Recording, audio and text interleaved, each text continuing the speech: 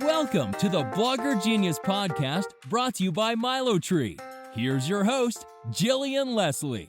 Hello, friends. It is me, Jillian Leslie, founder of Catch My Party, founder of the Milo Tree app, host of this podcast, and as I like to call myself, a business translator, taking what's working in online business and breaking it down so you can use these tips in your own business. Before I get started, I want to invite you to join my email list. If you head to bloggergenius.com, you can sign up, and then once a week, I send you my 4 biggest takeaways from each episode. It's like a cheat sheet or Cliff Notes.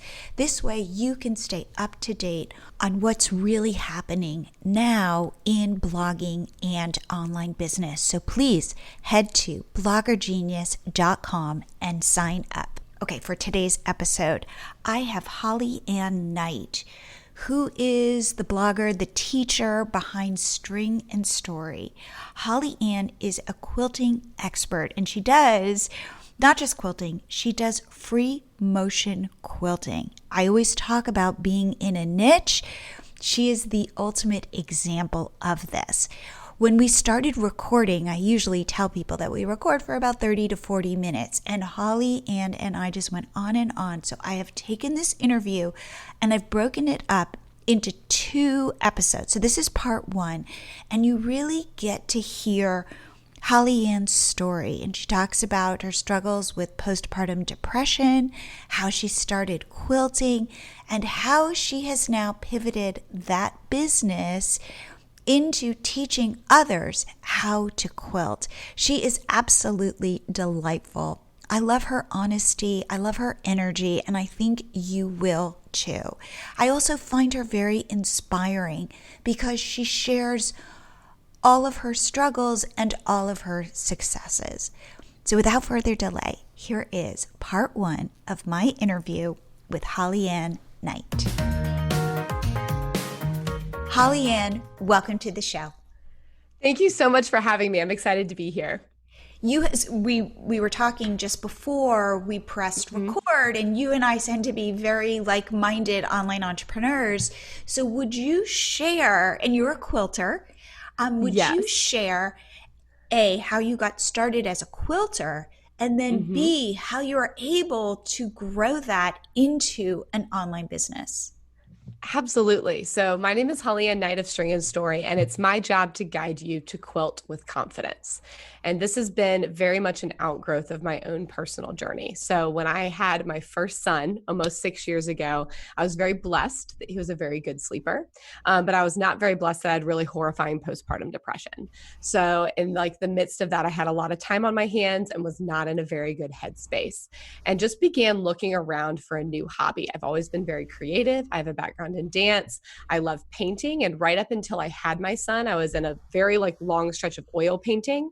But spoiler, that doesn't work great with kids because those things are very toxic and they stay wet for a long time. So you can't just shove them in a drawer and walk away. So I just began to look for something new. And I think it's not uncommon when we have a child, especially a first child, to begin to feel that, I want to make things for my kid. Right? And especially sewing. This is such a long tradition, among women. And that began to awaken in me. And right about the same time, my mom had this big pile of t-shirts that she was like, I've been hearing about these things called t-shirt quilts. And I was like, oh, sounds fascinating. Let me see if I can find a place to have that done, whatever. And she just couldn't find a place she really loved. And it was like, well, HollyAnne, you're very creative. You've been saying you want a new hobby. Why don't you make me a t-shirt quilt? Which this is fabulous. Except if you consider that I had not touched a sewing machine in 15 years. Yeah, about 15 years, and had no clue what I was doing, and these shirts were irreplaceable. So my mom has this moment of great faith and places these t-shirts in my hand and is like, I'm sure you can figure it out. And I'm like, dear Google, how do I make a t-shirt quilt? Now, you did have experience sewing. You knew your way a around long a time sewing ago, machine. as a child. Okay. I could sew a straight line.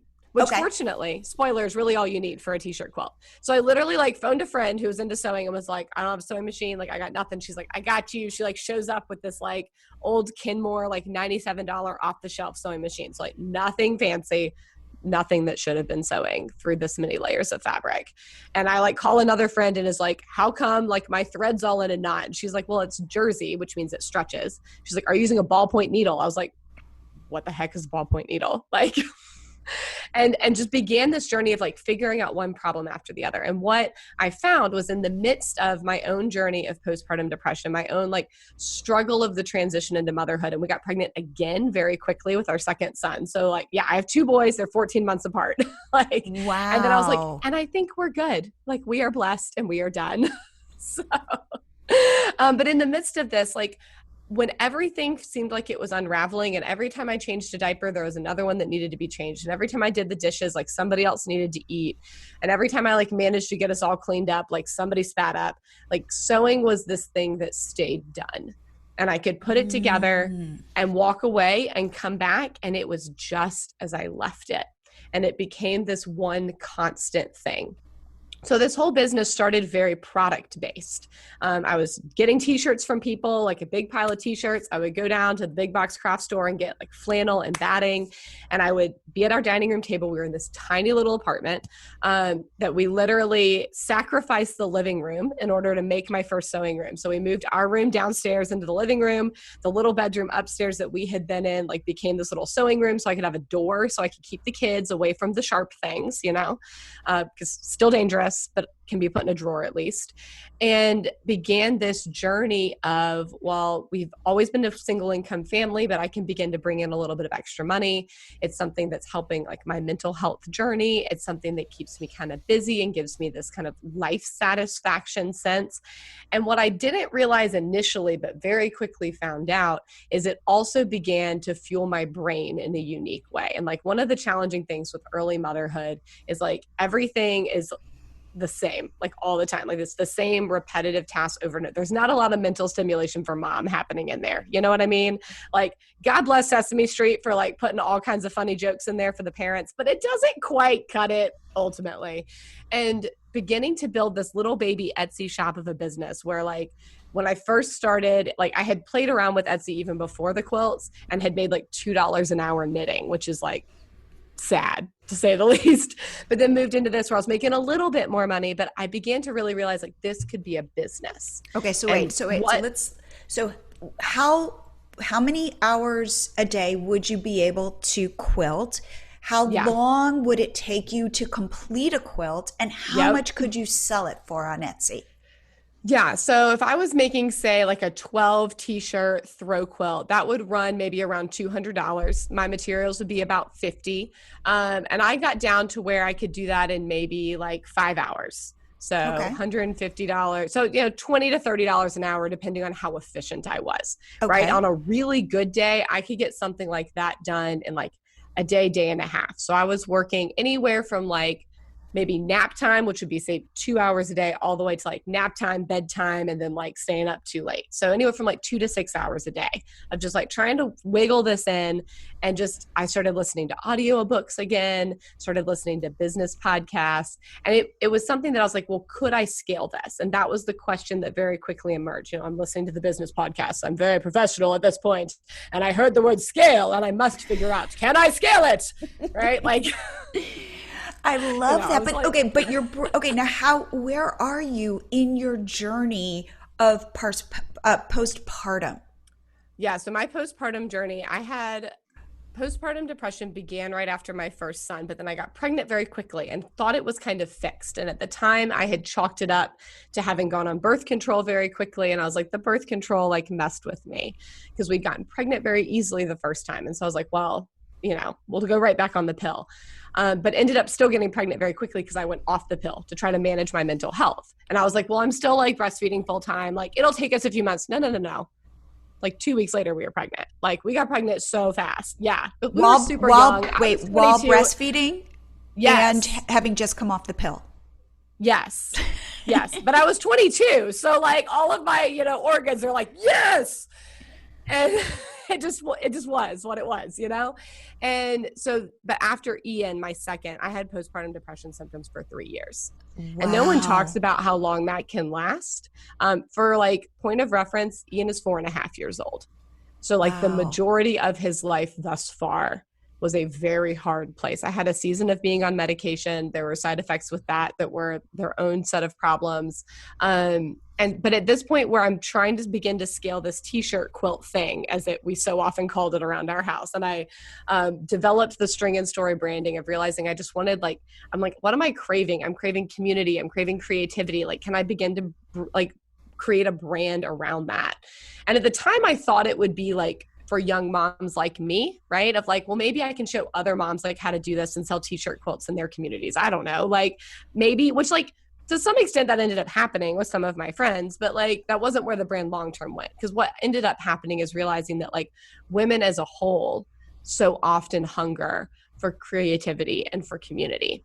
And we don't always have a good outlet for that in this fast-paced world where maybe we're in the workforce and we're just go, go, go. And when we get home, we just want those precious couple of moments with our kids or our spouse or our cat, where, whoever's waiting at home.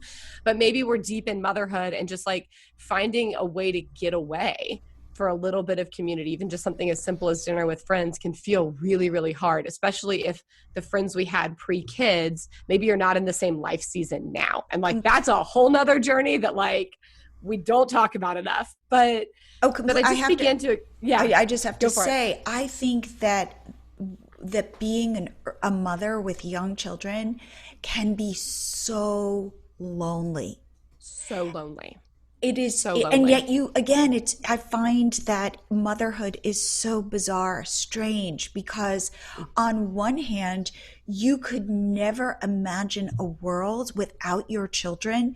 You love them like you've never loved anything before. You thought you loved your spouse? Oh, go throw a child in there. And you it breaks your heart open. And yet it can also be this incredibly hard and disconnected and lonely and devastating experience. And those two things exist simultaneously. Yes. And that's it. And there are so few places where we can say that out loud and hold that tension and stones don't get thrown.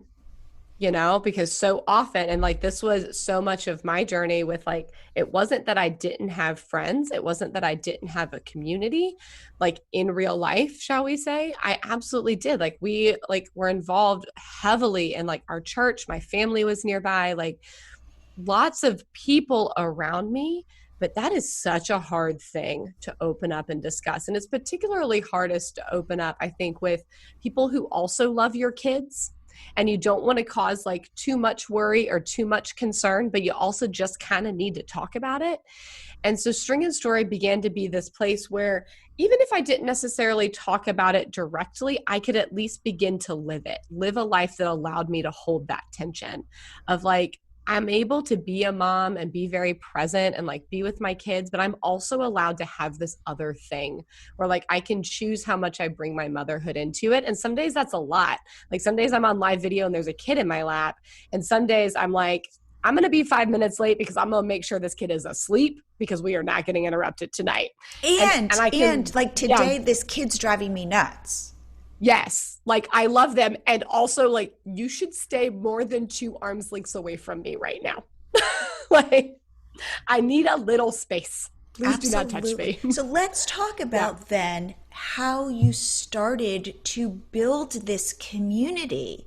Yeah, absolutely. So, at first, it was just beginning to figure out how to talk about the fact that I had something else going on, right? And at this point, it's still very product-based, and it's still very I'm making t-shirt quilts and trying to figure out how to make them better, faster, more efficiently. How can I make myself valuable enough that I can raise my prices, that kind of thing.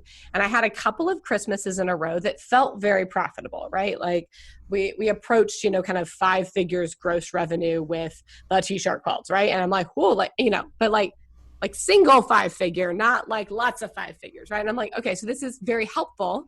Oh, look, it paid rent. Oh, look, it paid for this, whatever. Mm-hmm. But it's still only scalable to hours in the day. Exactly. You're only you. And it doesn't make Yes, sense exactly. necessarily for you to be hiring somebody to make quilts because now you have to pay this person. Right. And I believe in paying that person like a viable wage, and Right, like the profit right, margin isn't that good. You know what I right, mean? right. So yeah, and then there's the space of like, where do I put another person in my sewing room? Do I have to have that equipment, or do they have that equipment? If I choose to let them work in their space, how do I maintain quality control since this is my brand and I'm the person talking to the customer? I'm like, I'm not interested in becoming a factory, right? Yep. Is ultimately what that began to grow into. And in parallel with this, like, t-shirt quilts are kind of their own animal, but by nature of the word quilt being in there, I began to explore the rest of the world of quilting, right? Mm. And what I learned is that there's this very vibrant modern quilting movement and very vibrant traditional quilting movement happening in the United States that started back in 1976 with the bicentennial and has just carried on. And I think we see this a lot, like with my generation, the generation younger, I mean, maybe just kind of women and people in general, that as our world is becoming more digital, especially now in COVID, we're craving tactile things and hobbies that are tactile.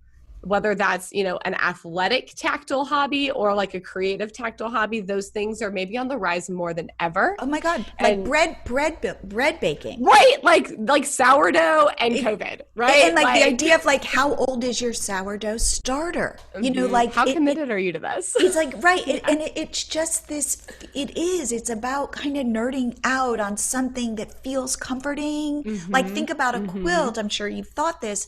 I could wrap myself in a quilt. I could wrap my children in a quilt. I could create this feeling. Like I've talked about this on the podcast. One thing that I did is I bought myself nice towels. And it's been a game changer for me. That's life changing. Nice towels and nice sheets. 100%. Oh my God. And socks and nice socks. And I just bought myself a nice blanket. And like all of these things are thematically tied to the fact that the world feels really scary.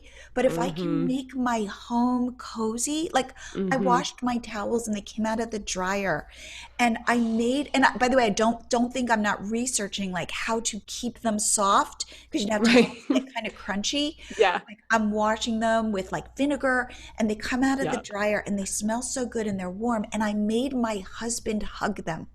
I'm like, and you're just like, put your face hug in the it. towel, hug this. And he's like, what? And then he did like, just trust me. He's like, that feels good. Like I am craving this feeling of tactile warmth, comfort, bread. Hugs are hard to come by these days. We're having to like create our own hugs. You know what I mean? Totally. So I get I want a quilt. Yeah. And I think in the same way, it was the same thing as a new mom in many ways as it is now in COVID, of like, it's hard to get together with people. There's lots of moving pieces and factors to consider.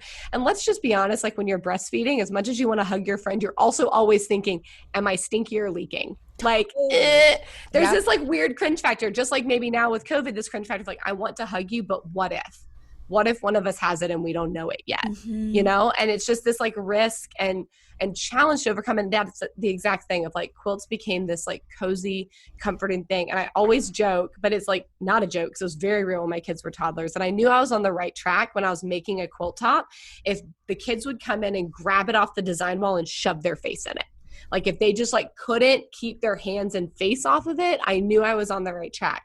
So I began to basically discover this like whole world of modern quilting and like beautiful quilting fabrics and bright colors and like different aesthetics that like when we think of quilts, like we so often think of like rustic cabins, and like it doesn't have to be that way. And that's what I began to discover, is there's lots of quilts in the world. Yes. I wanted to take a short break to talk about engagement on social media and how the Milo Tree pop-up app will get you more engagement.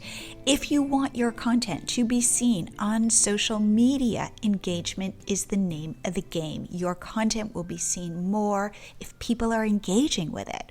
Well, The Milo Tree pop-up app lives on your blog. So when a visitor comes to your site, sees your beautiful content, and they're asked by the pop-up to follow you on social media, they are more apt to do it. And if they do follow you, it's because they're already liking your content. These are the kinds of followers you want, because these are the kinds of followers that will interact with your content on social media, therefore signaling to the algorithm that your account matters. So head to milotree.com, install the Milo Tree pop-up app on your blog. It takes less than 2 minutes, and start growing your engaged organic followers on Instagram, Pinterest, YouTube, Facebook, and it will grow your email list. Again, milotree.com, get your first 30 days free, and I think you'll like it. And now back to the show.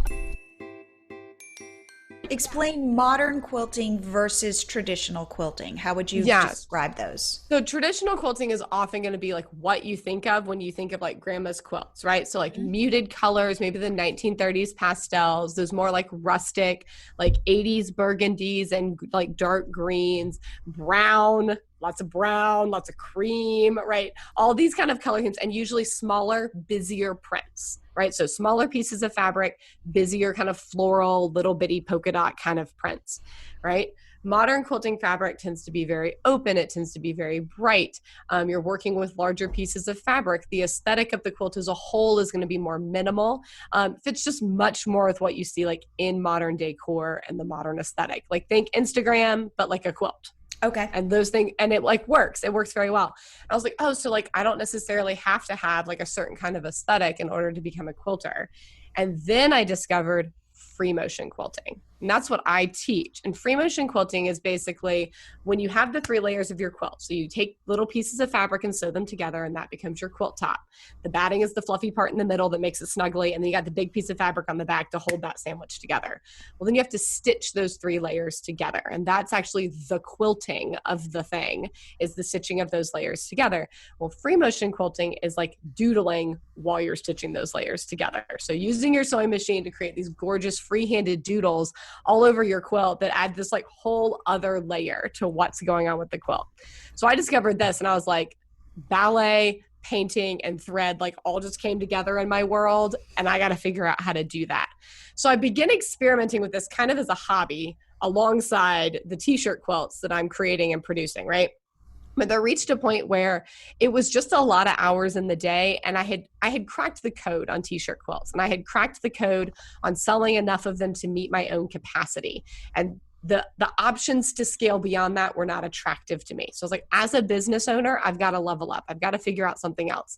And I had basically made this deal with myself that when I was in the sewing room, school was in session. So that meant I was on the podcast, I was on the audiobooks, like listening, learning, watching everybody's webinar. I was like, I'm going to just learn about business. It's something that's like scratching my itch. I never knew in 100 million years that I would be interested in business. Like I went to school to become a middle school English teacher.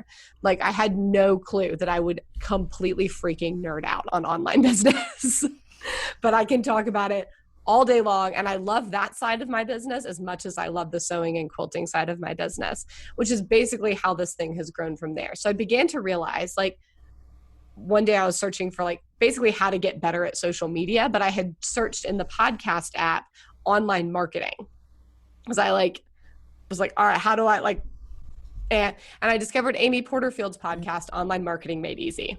Holla, Amy. Love you, boo. And was like, and discovered then from there, this idea of teaching online. And I was like, teaching? I literally went to school to do this. Like, I love teaching. I'm good at teaching. And that's scalable, especially in a digital space. And have gone down that rabbit rabbit hole hard, began my online teaching journey in 2017, got really serious about it in 2018.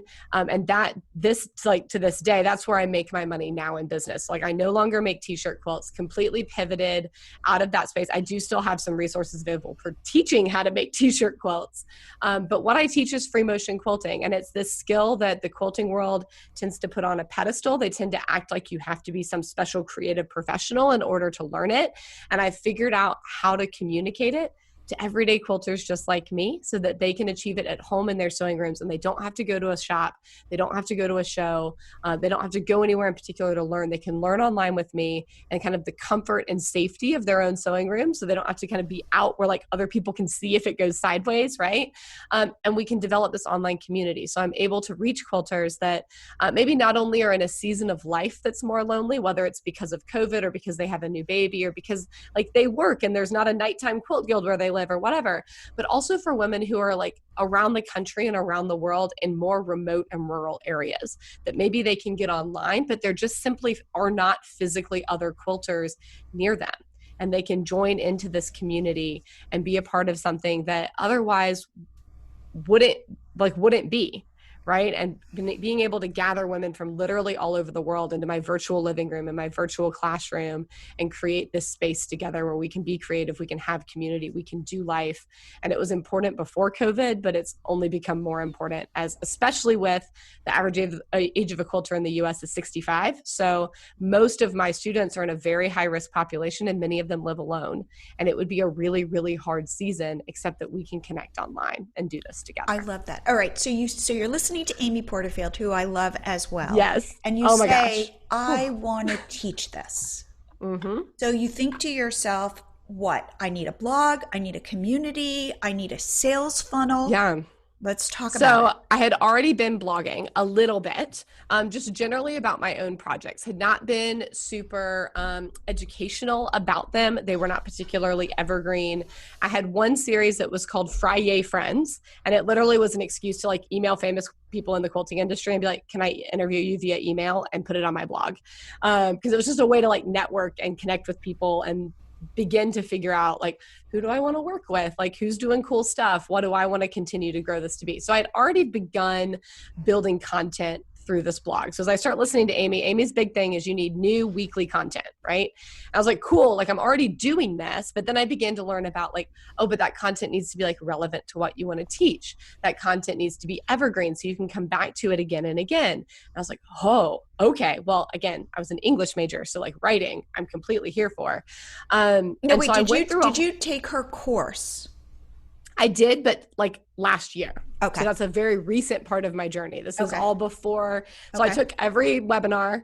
Every time Amy had a webinar, I would watch it and I would cry because we were broke as a joke and I could not buy her course, but I wanted to so badly because I knew she was just the bomb.com. And that's been an interesting part of this journey too, of like, we had a season in our marriage and having kids very quickly. And we ended up having to move very quickly that we ended up about $15,000 in credit card debt and began doing Dave Ramsey. And like, we want to be financially healthy. Like we want to pay this off. And that was a huge part of kind of the fire under my bum to figure out how to scale String and Story. Cause I was like, String and Story is the secret to this. Like String and Story can be the thing that adds a second income to this household. Like String and Story can scale faster than, you know, a traditional tech career, even a tech career, but like just on that kind of more traditional career path that my husband was on at the time. And I was like, all right, well, like, we got to figure this out. We got to figure it out now because we've got debt we want to pay off. We want freedom. We want time freedom, all of these things. So I'm listening to Amy and I had begun blogging already, but knew very little about the like businessy part of it, other than I knew it was a place on the internet that I owned. Like I'd figured that much out. Of Your like blog. Your blog is a place you own. My blog is like my house on the World Wide Web. Yes. You know? Yes. Like, this is my place. Yep. And then you can start to build things off of this. Exactly. Like a playroom, a better bathroom, you know, remodeled kitchen. Okay. Exactly. And so I had also, of course, been doing social media, but I had gotten the concept of like, social doesn't live forever in the same way. This blog lives forever. And so I began to hone this content. And for about a year and a half in my blog, I blogged like 2-3 times a week going, I need a library of evergreen content.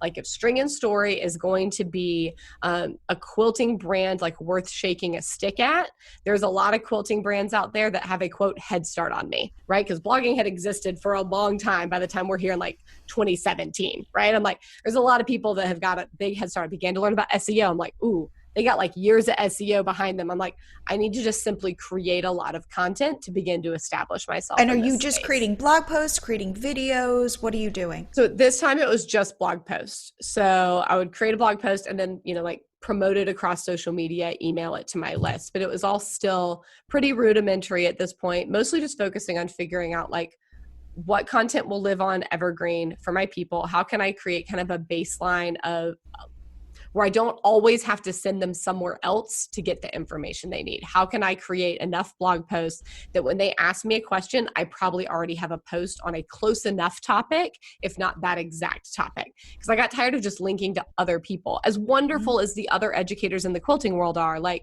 I'm trying to build loyalty with my people here, right? And so I'm also then discovering through Amy, like I need an email list. Like I need something even more direct, because not they can come to the blog and find me, but like I need to be able to go to their house too. Like I need to be able to go knock on their door and be like, hey, are you home? Like, do you want to come out and play and quilt with me? So it began to become this two-way street. And in the process of that year of just heavy content creation, that's really where the free motion quilting honed in. That was what I loved writing about. How are you growing your email list at this time? What are you doing? Are you giving away an opt-in? I'm doing it badly. Okay. Yeah. So I'm trying to remember if there even was an opt-in at this point. This was probably pre-opt-in. Okay, so there's just a box on your site, like join my list. It was a box on my site. I would like drop it at the end of blog posts, or like when I was sharing on social, like once in a blue moon, I'd be like, by the way, I also have this email list if you want me to be able to contact you. Like it was I like so shy about it, but also like, I know I'm gonna need this thing, right? And this was still, I was building content, I was building confidence, and I was building focus, right? Like those were the three things that were happening in this year. So the confidence piece was still a work in progress around the email list. And the content was, creating a great baseline, but really the value that began to come out of it is this focus on what do I want to be known for? Like I can't take on the whole world of quilting. Like there's a lot of really big, really wonderful companies who are going to be these kind of broad melting pots of quilting topics, but what can I specifically hone in on? And I had discovered I was very good at free motion quilting. It came quite naturally to me. And I figured out how to communicate about it well. So this is about where I began to experiment with videos and began to make to make little like 1 minute videos. Yeah. Well, what I was going to say is we teach bloggers how to grow businesses, and you just like are touching on all of the things that I say over and over again, which is one, be in a niche, but you're not just in a quilting niche. You're in this other niche within quilting, which I think is way niche, but it's amazing because as I say, you can grow a big business on the internet if you can tap into something that people are passionate about. Yes. And that they have problems around. And that right? Like there's lots and lots of quilters, about 14 million quilters in the US alone, who they all have problems related to quilting, right? Like we all have problems related to everything. But there's a lot more resources for certain quilting problems. And what I found was I was very good at doing and very good at teaching something that there are not as many resources about. And I didn't have to be the best. I am not the best free motion quilting teacher in the world, or best free motion quilter. I might be the best free motion quilting teacher. That's the ultimate goal anyway. Right. That's where we're headed. You found though this niche, and now in the future, could you teach on other quilting topics? Probably, if you ever wanted to. I mean, I did today, right? Like there are certainly times where I circle around this thing, but there's the thing that I'm known for. Yes, you are the expert. And the thing that back in the day, 10 years ago, you could be a generalist. You could not just, you could have been the postpartum homemaking quilter from Georgia. Like you could be blogging about whatever. And it didn't matter because people would be like, oh, I like her. Oh, look, she's cute. Yeah. And now you have expertise, and Google rewards that, and your audience rewards this because now you are known as the free motion quilter. Yes. And what's interesting about this, and I'm stealing this straight from Amy, is like, as I said, I don't have to be the best free motion quilter. I just have to be a few steps ahead of my people. Yes. And I have to be willing to help them catch up. Yes. Right. And like, I have students who, I'm going to tell you straight up, like I have students who are far better free motion quilters than I am now, because while I'm spending time teaching, they're continuing to practice and grow in a different kind of way than maybe I am. Right. But it's that ability to stay as the expert in this teaching space and to keep showing up. And this is the big thing, is you have to keep showing up. Like, I declared my intentions to be a free motion quilting expert 3.5 years ago, right? But it's just now, this much further into the journey, that like in the last couple of days, I've been tagged like a whole bunch of times on social as people have asked questions about free motion quilting, and I'm getting tagged being like, oh, ask HollyAnne. And that's the real, like, I have arrived moment, right? Like when other people are like, oh, she's who you need to go talk to. Right? But that takes time. And you have to believe in your ability to become that expert. You have to believe in your edge before other people are sure that you really and truly have that edge. I love right? that. And the other thing I love that you said is, in a weird way, the fact that you're only, let's say, that there are better quilters than you in what you're doing, it actually probably benefits you. That you aren't so far advanced that you can't put yourself in the mindset of the beginning quilter. You're not, that you know what that felt like, and that you can empathize with them. You know, a lot of times what happens is we're coaching somebody and they have expertise, and they don't recognize that they have expertise, and that they're so far down the path that I have to say to them, oh, wait a second, you need to go back to stage one and remember what that was like. You're already using the shorthand, and you're almost too far removed from that person starting on that journey. Yeah, absolutely. Because like us as, you know, experts around things like online entrepreneurship, or me as an expert around free motion quilting, if we're on a scale of 1 to 10, I can discuss things up here 7, 8, 9, 10, but that is completely and utterly useless to my students. If I cannot remember how to discuss this at like a 0.5 to 2 kind of level, then like we're never going to connect. Right? This is why like your average person is not going to jump into like a 400 level college course and thrive, even if they're a super smart human. Doesn't matter. Because there's too much of a gap. Like you got to have that prereq. And so as a teacher and as an online entrepreneur, like especially seeking to build an entrepreneurial like business in a teaching space, which I highly encourage everybody to do. And this is on fire right now, especially like with COVID. This is an excellent opportunity to figure out, what am I really good at that people ask me about, and how can I build that into my business, because it's scalable, right? But you've got to be able to remember how to discuss this at those early beginner baby levels. Absolutely. And remember what the fears and anxieties were then, not your fears and anxieties now. Well, and if you think about it from a business perspective, and everything is a funnel, there are many more people for you to introduce to free motion quilting than there are people at the 7, 8, 9, 10 scale level. Therefore, I always think about it, when you are a successful online entrepreneur, especially teaching something, you are a translator. You're able to see the world free motion, you know, the anxieties, the fears, the lack of like the technical stuff that you need. And you're able to say, this is what I say to a lot of the people that we coach, I want you to be somebody's girlfriend. Your best girlfriend. You're my quilting girlfriend. So what you're going to do is, you're not going to judge me. You're not going to, you're going to encourage me. And not only that, you're going to take my hand. I'm going to bring wine. You're going to bring, okay, I love it. And you're going to take my hand and lead me on this pleasant journey. Yes. And I love that you say that concept of like being the girlfriend, because that's exactly how I talk to my people, which surprises folks all the time when I'm talking about it in a business space. Cause like, remember the age of my average customer, right? Like I'm almost 29 years old. Like I turned 29 later in October. And like my average customer is 65, 70, 75 years old. Like I'm talking to my grandma, but we talk like we're girlfriends. Right. Yes. And like they'll get anxious, they'll be afraid. And I'm sitting there on camera like, babe, listen to me. You've got this. I promise you've got this. I did this.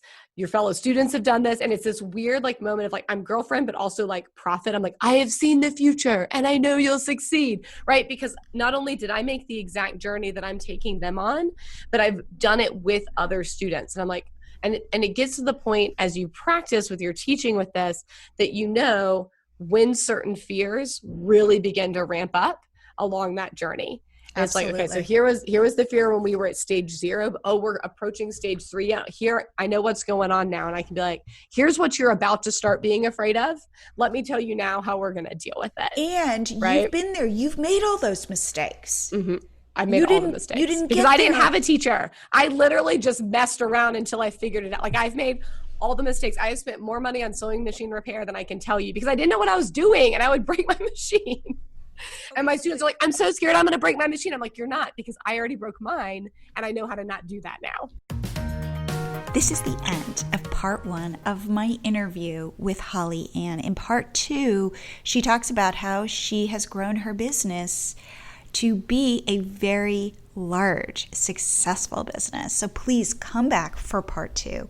My biggest takeaway from this episode is really how HollyAnne learned that she could start teaching quilting without having to be a quilting expert. She just needed to be a few steps ahead of her audience and have empathy to know what struggles they might be experiencing.